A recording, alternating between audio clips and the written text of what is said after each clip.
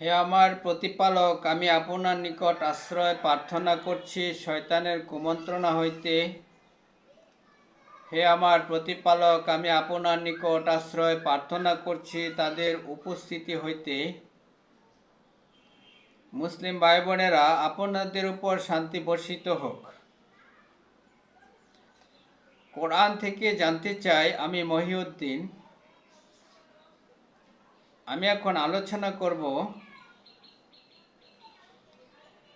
যারা বলে যে মুসলিমরা বহু দলে বিভক্ত হয়ে গিয়েছে, অর্থাৎ ৭৩ দলে বিভক্ত হয়ে গিয়েছে, তারা মূলত একটি ডাহা মিথ্যা কথা বলছেন।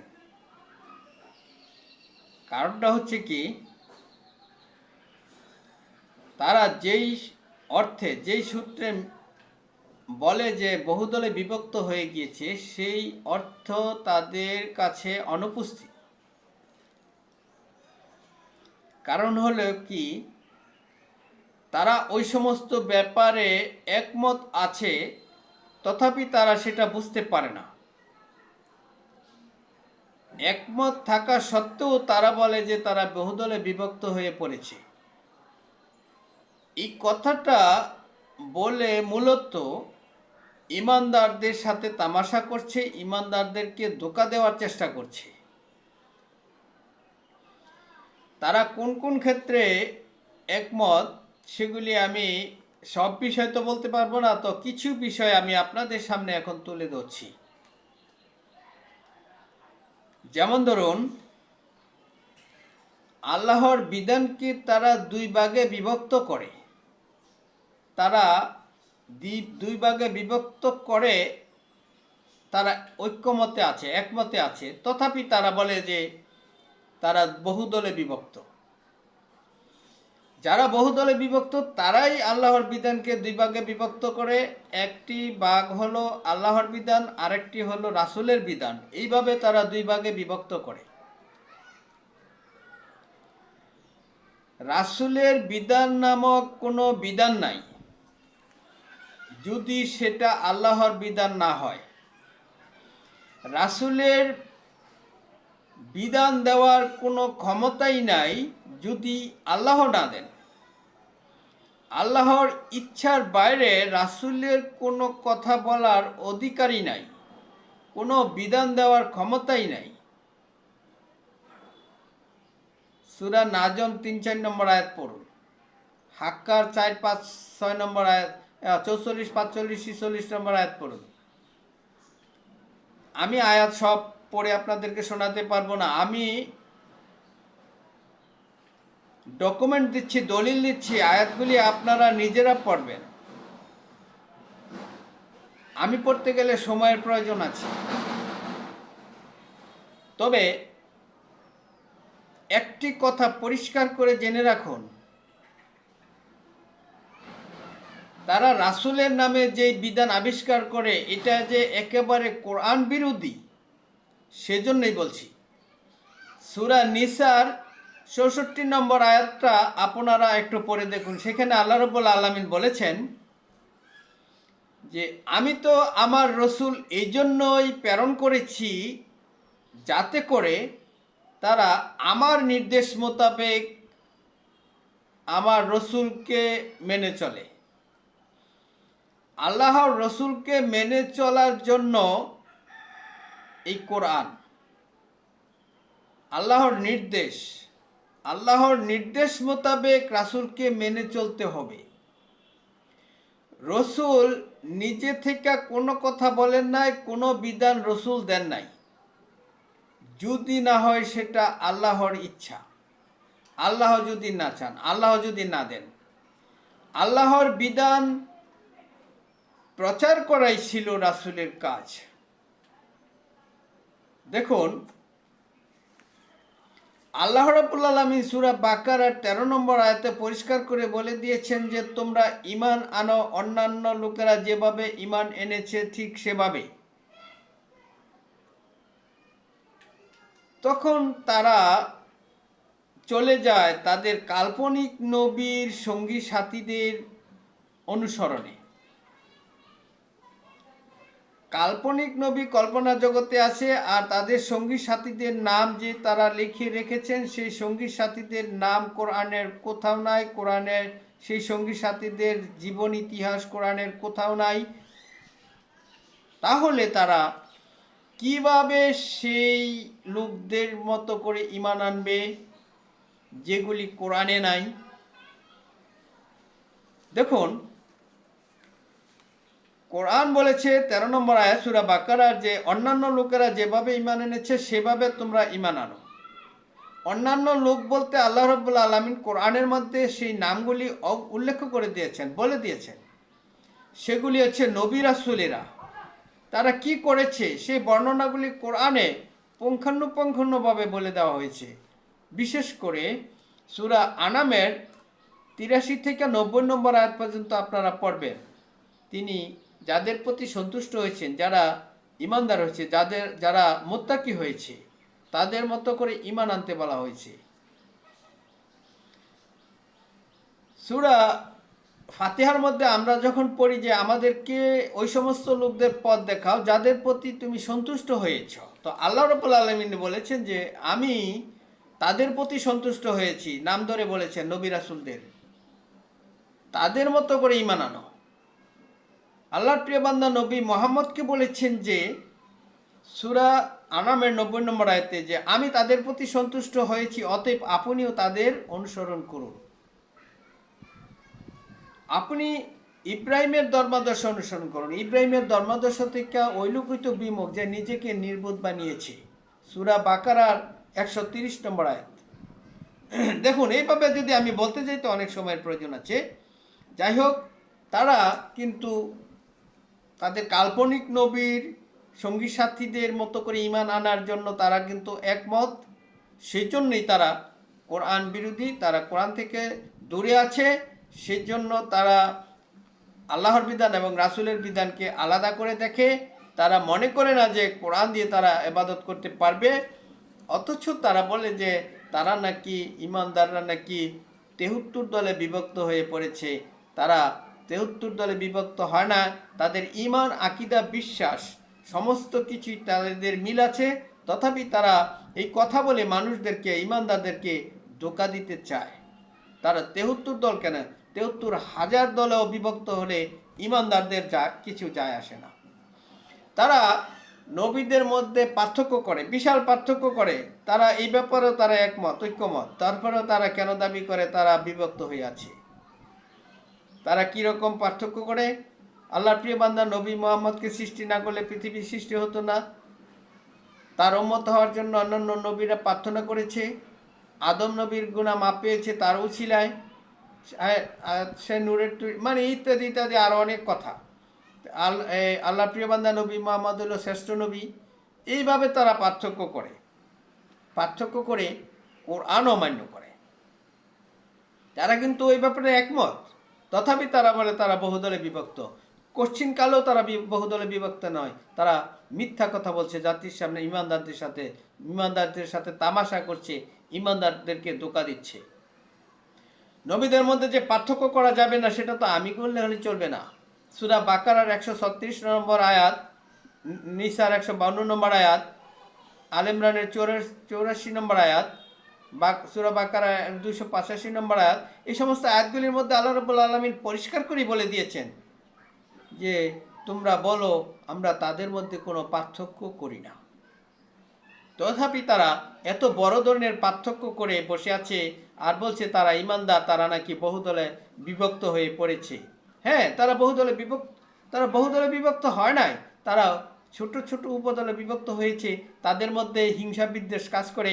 তারা কোনো শায়েখকে কেন্দ্র করে, কোনো ব্যক্তিকে কেন্দ্র করে কিছু গ্রুপ তৈরি করেছে। কিন্তু তাদের বিশ্বাসগত দিক, আকীদাগত দিক পড়াই মিল আছে, হুবহুবই মিল আছে। তথাপি তারা যে মানুষদেরকে শোনাচ্ছে, ঈমানদারদেরকে শোনাচ্ছে যে আজকে মুসলিমরা বহুদলে বিভক্ত হয়ে আছে, এটা হলো ডাহা একটা মিথ্যা কথা। এটা মুসলিমদেরকে ধোঁকা দেওয়া ছাড়া আর কিছুই না। দেখুন, কাবাগরে নির্মিত কালো পাথরকে তারা চুমা দেয় এই কারণে যে কালো পাথর তাদের পাপ এবং মোচন করে দিতে পারবে একটা শিরকি কাজ। এটা কোরআনের কোথাও উল্লেখ নাই যে কালো পাথর মানুষের পাপ মোচন করে দিতে পারবে, কিন্তু তারা একমত আছে যে হ্যাঁ, কালো পাথরও মানুষের পাপ মোচন করতে পারে। যেমনটি খ্রিস্টানেরা ইহুদিরা মনে করে যে উজাইর নবী, ঈসা নবী তাদের পাপ মোচন করতে পারে, তাদের পাপ বহন করতে পারবে, তাদের জন্য এই করতে পারবে ইত্যাদি। তারাও ঠিক কালো পাথরকে ওইভাবেই নিয়েছে গ্রহণ করে। তারা তো একমত, তথাপি তারা বলে যে তারা বহুদলে বিভক্ত। মিথ্যা কথা। ঈসা নবী আবার পৃথিবীতে দুনিয়াতে ফিরে আসবেন, এই ব্যাপারেও তারা একমত। কোরআনের কোথাও উল্লেখ নাই যে ঈসা নবী আবার পৃথিবীতে দুনিয়াতে আসবেন। তিনি রসুল ছাড়া আর কিছুই নয়, সকল রসুলই গত হয়ে গিয়েছে। সূরা মায়দার ৭৫ নম্বর আয়াত, আল ইমরানের ১৪৪ নম্বর আয়াতে বলেছে নবী মুহাম্মদও একজন রসুল ছাড়া আর কিছু নয়, তার পূর্বের সকল রসুলই গত হয়ে গিয়েছে, তারা রসুল ছাড়া আর কিছু নয়, সকল রসুলই গত হয়ে গিয়েছে। এই রসুলরা পৃথিবীতে আবার ফিরে আসবে, এরকম কথা কোরআনের কোথাও উল্লেখ নাই। তথাপি তারা বলছে, তাদের কাল্পনিক নবীর দোহাই দিয়ে তারা এই সমস্ত কথা বলছে। তারা মূলত একই দলের লোক, কিন্তু তারা মানুষদেরকে শোনাচ্ছে, ইমানদারদেরকে বোঝাতে চেষ্টা করছে যে তারা বহুদলে ৭৩ দলে বিভক্ত হয়ে গিয়েছে, তার মধ্যে নাকি একটি দল আবার সঠিক আছে, সেই দলটা আবার কাটা। সেটা নিয়েও তারা কারাকারি করছে যে কারা সঠিক দল। এই নিয়ে তাদের মধ্যে ফেতনা ফাসাদ সৃষ্টি হয়ে আছে, লেগেই আছে। তো সেই ব্যাপারে কোরআনে আল্লাহ রাব্বুল আলামিন বলেছে তারা যে ফাতনা ফাসাদকারী জগরাটে লোক, তারা যে ধোঁকা দিচ্ছে, তামাশা করছে, সেগুলি আমি আপনাদেরকে পরে শোনাচ্ছি। দেখুন, কবরের আযাব নামক একটি কাহিনী তারা আবিষ্কার করে নিয়েছে, কোরআন বিরোধী। আল্লাহ রাব্বুল আলামিন কোরআন বিরোধী এই কাহিনীটা তারা কিন্তু সকলেই মেনে নিয়েছে, ঐক্যমত্যে আছে। তথাপি তারা দাবি করে যে তারা বহুদলে বিভক্ত হয়ে আছে। তাহা মিথ্যা কথা। তারা একই মতে আছে। যদি তারা এই ব্যাপারে দ্বিমত করতো তাহলে বলতাম যে না, তোমরা বিভক্ত হয়ে আছো। কিন্তু তারা তো সকলেই একমত যে কবরের আযাব, কিয়ামতের আগে, সিংহায় ফু দেওয়ার আগে মানুষদেরকে কবরে মৃতকে জীবিত করে শাস্তি দেওয়া হবে। তারা তো একমত। তথাপি কেন তারা বলে যে কবরে আযাব হচ্ছে? একমত। তথাপি তারা বলে যে তারা বহুদলে বিভক্ত হয়ে আছে? এটা কি ইমানদারদের সাথে তামাশা নয়? ইমানদারদেরকে ধোঁকা দেওয়ার চেষ্টা করছে না? দেখুন, একটি দুটি আয়াত না বললে তো আপনারা আবার মাইন্ড করবেন। আমি পরিষ্কার করে বলে দিচ্ছি। সূরা মুমিনুনের ১৫ এবং ১৬ নম্বর আয়াতে আল্লাহ রাব্বুল আলামিন বলেছেন যে তোমরা অবশ্যই মৃত্যুবরণ করবে, অতঃপর কিয়ামতের দিন তোমাদেরকে জীবিত করে উঠানো হবে। একেবারে সরল অর্থ। সূরা মুমিনুন আয়াত নম্বর ১৫ এবং ১৬ আপনারা নিজেরা দেখবেন। আমি আপনাদের কাছে একটা অনুরোধ করছি, আপনারা যখন কোনো ব্যক্তির আলোচনা শুনবেন, কোরআনের কথা বলছি, তখন আপনারা অবশ্যই বলবেন কোন সূরার কত নম্বর আয়াতটা বলেছেন। সেই আয়াতটা নিয়ে আপনারা আবার বাড়িতে গিয়ে সেই আয়াতটা দেখবেন যে এই আয়াতটা সঠিক বলা হয়েছে কিনা, সঠিক অনুবাদ করা হয়েছে কিনা। যদি না করেন তাহলে আপনারাও তাদের ধোঁকার মধ্যে পড়ে থাকবেন। তারা যে ধোঁকা দিচ্ছে, তারা যে তামাশা করছে, তারা যে ছিনিমিনি খেলছে, তার মধ্যে আপনারাও পড়ে যাবেন। দেখুন, সূরা কাফ ৫০ নম্বর সূরার ১৯ এবং ২০ নম্বর আয়াত, সেখানে আপনারা পড়ে দেখবেন যে আল্লাহ রাব্বুল আলামিন বলেছেন যে মৃত্যু যন্ত্রণা অবশ্যই আসবে, যাহা হইতে তোমরা পালিয়ে বেড়াতে, অতঃপর সিংহায় ফু দেওয়া হবে, আর উহাই হবে শাস্তির দিন। শাস্তির দিন কখন হবে?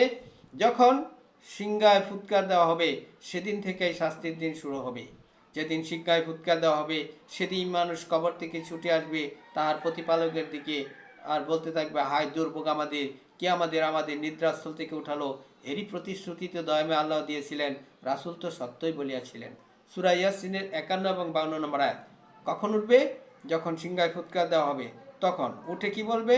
হায় দুর্ভোগ আমাদের। কে বলবে? পাপীরা বলবে। আর ওই দিন নেকিরা কি করবে? সূরা ইয়াসিনের 55 নম্বর আয়াত, এই দিন মহা আনন্দে মশগুল থাকবে, জান্নাতীগণ উঁচু উঁচু আসনে হেলান দিয়ে বসে থাকবে। প্রিয় বন্ধুগণ, দেখুন, শুধু কোরআন মানলে চলবে না, পরিষ্কারভাবে এই ধরনের কথা তারা বলে থাকে। কোরআন মেনে তারা কি করে চলবে? তারা তো কল্পনার জগতের নবীর অনুসরণ করে চলে। তারা তো তাদের কল্পনার জগতের নবীর সঙ্গী সাথী সাহাবীদের আবিষ্কার করে, সেই আবিষ্কারকৃত সাহাবীদের নাম এবং জীবন ইতিহাস বই লেখে, কিতাব লেখে, সেগুলি দিয়ে তারা মুনাফা অর্জন করে আর জীবিকা নির্বাহ করে। মূলত তাদের পেট আগুন দিয়া ভরে। তারা কোরআন দিয়ে কি করে চলবে? তারা তো কোরআন বুঝে না। তারা তো যে সমস্ত শিক্ষা জ্ঞান অর্জন করেছে কাল্পনিক নবীর দোহাই দিয়ে, যে সমস্ত কিতাবাদি তারা লিখেছে পড়েছে, সেগুলি তো কোরআনের সাথে মিলে না। তারা কোরআন দিয়ে কিভাবে চলবে? তারা তো কোরআন দিয়ে চলতে পারে না। সেই জন্যই তারা বলে যে আমরা অনেক দলে অনেক মতে বিভক্ত হয়ে পড়েছি, আর তারা তাদের মধ্যে ফিতনা ফাসাদ লেগেই আছে, চলতেই আছে। এগুলি আবার ইমানদারদের সাথে তারা শেয়ার করতে চায় যে ইমানদাররা নাকি বহুদলে বিভক্ত হয়ে গিয়েছে। এই কথাটা একেবারে মিথ্যা। ইমানদারদেরকে তাদের সাথে যোগ করতে চাচ্ছে, এটা একটা শয়তানি কাজ। ইমানদাররা কখনো বহুদলে বিভক্ত নয়। একটা আয়াতের বিরোধিতা করার মতো লোক যারা আয়াত বিশ্বাস করে, কোরআনের আয়াতে বিশ্বাসী, তাদেরকে পাবেন না যে এই আয়াতের বিরোধিতা তারা করে। আপনারাই তো কোরআনের আয়াতকে বিকৃত করে মানুষদেরকে শোনান। আপনারা পরিষ্কার করে বলতে চান না, যারা ধোঁকাবাজ তাদেরকে বলছি, আপনারা তো মানুষদেরকে পরিষ্কার করে বলতে চান না কোন সূরার কত নম্বর আয়াতটি বলেছেন। কেন বলেন না? বলতে হবে, অবশ্যই বলতে হবে। আর আপনারা যারা শুনেন তাদের কথা অবশ্যই সেখান থেকে জেনে নেবেন কোন সূরার কত নম্বর আয়াতটি বলেছে।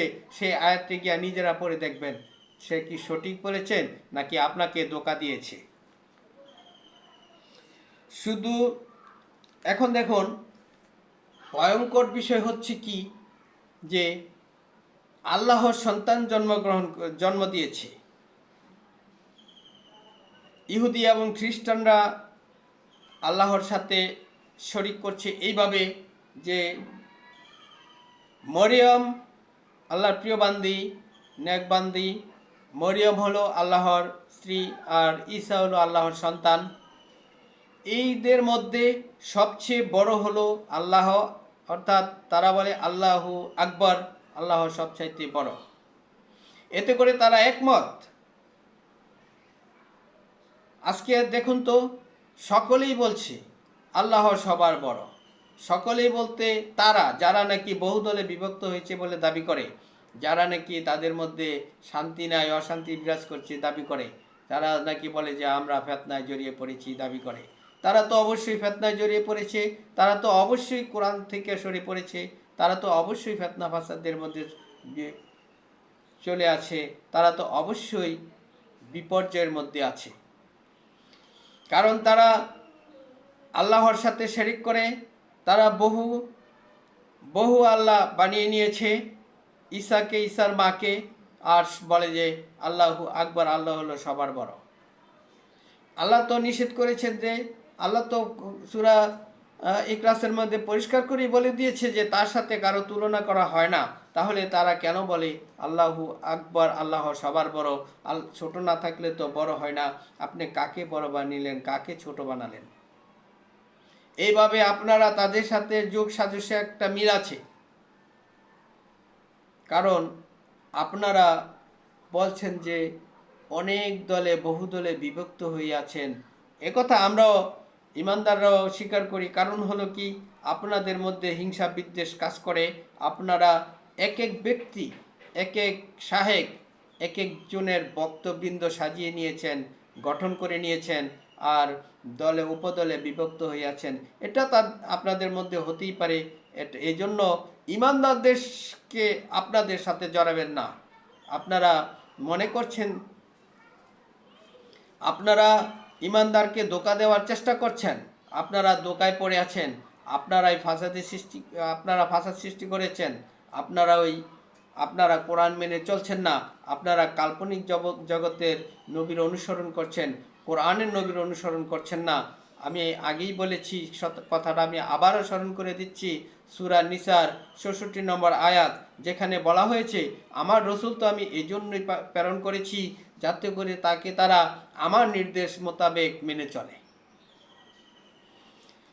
এখন আমি আপনাদের সামনে তাদের পরিচয়টা তুলে ধরবো। তাদের এই অবস্থা কেন আল্লাহ রাব্বুল আলামিন তাদের বর্ণনা কোরআনে কিভাবে করে দিয়েছেন। সূরা বাকারার ৮ থেকে আমি আপনাদেরকে পড়ে শোনাচ্ছি। সেখানে আল্লাহ রাব্বুল আলামিন বলেছেন যে মানুষের মধ্যে কিছু লোক আছে, তারা বলে যে আমরা ঈমান এনেছি আল্লাহর প্রতি, পরকালের প্রতি, অথচ তারা ঈমানদার নয়। তারা আল্লাহ এবং ঈমানদারদেরকে ধোঁকা দিতে চায়। তাদের মনে আছে রোগ, সেই রোগ আল্লাহ রাব্বুল আলামিন আরও বাড়িয়ে দিয়েছে। যখন তাদেরকে বলা হয় তোমরা দুনিয়াতে ফাসাদ সৃষ্টি করিও না, তখন তারা বলে আমরাই তো শান্তি স্থাপনকারী। সাবধান, তারাই ফাসাদ সৃষ্টিকারী, কিন্তু তারা সেটা বুঝতে পারে না। আমি ইতিপূর্বে যে কথাটা বলেছিলাম যে যখন তাদেরকে বলা হয় তোমরা অন্যান্য লোকদের মতো ঈমান আনো, তখন তারা চলে যায় তাদের কাল্পনিক জগতের নবী এবং তাদের সঙ্গী সাথীদের সাথে মতো ঈমান আনতে। আল্লাহ রাব্বুল আলামিন বলেছেন অন্যান্য লোকের ব্যাপারে আল্লাহ রাব্বুল আলামিন কোরআনে পরিষ্কার ধারণা দিয়ে দিয়েছেন যে অন্যান্য লোক হচ্ছে তারা যাদের প্রতি আল্লাহ সন্তুষ্ট হয়েছেন, অর্থাৎ নবী রাসূলরা। তাদের নাম বলেছেন, তারা কি কি করেছেন, পুরা কোরআন জুড়েই তাদের ইতিহাস আল্লাহ রাব্বুল আলামিন তুলে ধরেছেন। তারা এমন ছিল, তারা এই করতো, তারা সেই করতো। আপনারা কাল্পনিক নবী আবিষ্কার করে তাদের অনুসরণের মাধ্যমে জান্নাতে যেতে চান, আর মানুষদেরকে এই খপ্পরে ফেলিয়ে দিয়ে মানুষদেরকে ধোঁকা দিতে চান, মানুষের সাথে তামাশা করছেন। আমি ওই সমস্ত লোকদেরকে বলবো আপনারা সাবধান থাকবেন, আপনারা সতর্ক থাকবেন। আপনারা অবশ্যই যখন কোরআনের আলোচনা শুনবেন তখন অবশ্যই আপনারা কোন সূরার কত নম্বর আয়াতটি শুনেছেন সেগুলি আবার বাড়িতে গিয়ে সেগুলি যাচাই করে দেখবেন, নয়তোবা আপনারা ধোঁকায় পড়ে যাবেন, ফাসাদের সৃষ্টি হয়ে যাবে। দেখুন, তাদেরকে যখন বলা হয় তোমরা দুনিয়াতে ফাসাদ সৃষ্টি করিও না, তখন তারা বলে আমরাই তো শান্তি স্থাপনকারী, কিন্তু তারাই তো ফাসাদ সৃষ্টিকারী। তখন তারাই তো ফাসাদ সৃষ্টিকারী, কিন্তু তারা সেটা বুঝতে পারে না। সূরা নিসার 60 নম্বর আয়াতে আল্লাহ রাব্বুল আলামিন বলেছেন যে তারা বলে যে আমরা ঈমান এনেছি যা নাজিল হয়েছে আপনার উপর আর পূর্ববর্তী নবীদের উপর, তথাপি তারা তাগুতের কাছে বিচার প্রার্থী হতে চায়, যদিও তাদেরকে নির্দেশ করা হয়েছে তা অমান্য করতে। তাগুতকে মূলত তাদেরকে শয়তান বহুদূর নিয়ে যেতে চায়। দেখুন, তারা স্বীকার করে, তারা বলে যে আমরা বিশ্বাস করি যা নাজিল হয়ে যে রাসূলের উপর এই কোরআন, তথাপি তারা সেই কোরআনকে স্বীকার করে নেওয়ার পরও তারা মুখে স্বীকার করে, কিন্তু তারা তাগুদের কাছে বিচার প্রার্থী হতে চায়, তাগুদের কাছ থেকে বিধান নেয়। তাগুদ হচ্ছে তারাই যারা তাদের কল্পনার জগতে বাস করে, যারা তাদের মনের ইচ্ছা মতো কাউকে শায়েক বানিয়ে, কাউকে পীর বানিয়ে, কাউকে বুজুর্গ বানিয়ে, কাউকে মুরব্বী বানিয়ে তাদের কাছ থেকে বিধান নেয়, সেগুলি হলো তাগুত, সেগুলি হলো কোরআন বিরোধী, সেগুলি থেকে তারা ফয়সালা নেয়। তারা যে স্বীকারটা করেছে যে রাসূলের প্রতি যা নাজিল করে হয়েছে সেগুলি তারা বিশ্বাস করে, মূলত তারা সেটা ঈমানদারদেরকে ধোঁকায় দেয়, তারা তামাশা করে, তারা নিজেরাই মূলত ধোঁকায় পড়ে আছে, তারা নিজেরাই মূলত কোরআন থেকে দূরে সরে আছে, তারা সেটা বুঝতে পারে না। সূরা নিসার 61 নম্বর আয়াতে বলা হয়েছে যে তারা যখন তাদেরকে বলা হয় যে এসো আল্লাহ যা নাজিল করেছে তার দিকে, অর্থাৎ কোরআনের দিকে এবং রসুলের দিকে, তখন আপনি মুনাফিকদেরকে দেখবেন যে তারা তাদের চেহারাকে সম্পূর্ণরূপে ঘুরিয়ে নিয়ে চলে যায়। আর 63 নম্বর আয়াতে সূরা নিসার 63 নম্বর আয়াতে বলা হয়েছে যে যখন আল্লাহ বলতেছেন যে আমি তাদের অন্তরের খবর জানি, অতএব আপনি তাদেরকে এড়িয়ে চলুন আর তাদেরকে সৎ উপদেশ দিতে থাকুন, তাদেরকে এমন কথা বলুন যেন তাদের মর্ম স্পর্শ করে।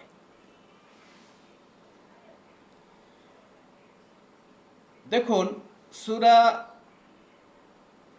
ফুরকানের 25 নম্বর সূরার 52 নম্বর আয়াতে আল্লাহ রাব্বুল আলামিন বলেছেন যে আপনি কাফেরদের অনুসরণ করবেন না, আপনি তাদের বিরুদ্ধে কোরআন দিয়ে কঠিন সংগ্রাম চালিয়ে যান। দেখুন, আল্লাহ রাব্বুল আলামিনের অর্ডার যে আপনি এই কোরআন দিয়ে কঠিন সংগ্রাম চালিয়ে যান। তাহলে এখানে আমরা কি বুঝতে পারলাম যে তারা যদিও দাবি করে যে আমরা বিশ্বাস করি আল্লাহর প্রতি, পরকালের প্রতি, কোরআনের প্রতি, রাসূলের প্রতি, তথাপি তারা ঈমানদার নয়। কেন? তারা তাগুদের কাছে বিচার প্রার্থী হতে চায়। তারা কাল্পনিক নবী অনুসরণ করে নিয়েছে, তারা আল্লাহর বিধানকে দুই ভাগে বিভক্ত করে দিয়েছে, কাল্পনিক নবীর বিধান আর আল্লাহর কোরআনের বিধানকে। তারা পরিষ্কারভাবে বলে দেয় যে কাল্পনিক নবীর বিধান তারা পরিপূর্ণভাবে মেনে চলে, আর কোরআনের বিধানকে তারা মেনে তারা ইবাদত করতে পারবে না। তারা যে সমস্ত বিধান তারা নিজেরা রচনা করে নিয়েছে সেগুলি কোরআনের সাথে মিলে না, বিদায়ী তারা এই ধরনের কথা বলে আর বলে যে আমাদের শান্তি নাই, আমরা অশান্তিতে ভুগছি, আমাদের মধ্যে বহুদলে বিভক্ত হয়ে গিয়েছে।